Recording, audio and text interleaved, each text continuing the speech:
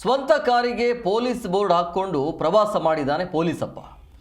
Board ಧರ್ಮಸ್ಥಳಕ್ಕೆ ಹೋಗ್ತಾ ಇದ್ದಂಗೆ ಅಲ್ಲಿ PSI ಕೂಡ ಇರ್ತಾರೆ.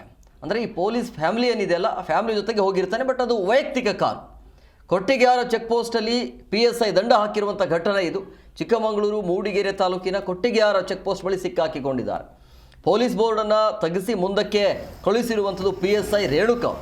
ಫ್ಯಾಮಿಲಿ ಜೊತೆ ಧಾರವಾಡದಿಂದ ಧರ್ಮಸ್ಥಳಕ್ಕೆ ಹೋಗ್ತಾ ಇರುವಂಥ ಈತ ಪೊಲೀಸ್ ID ಕಾರ್ಡ್ ತೋರಿಸ್ತಾನೆ. ID ಕಾರ್ಡ್ ತೋರಿಸಿದ್ರು ಕೂಡ ದಂಡ ಬೀಳುತ್ತೆ.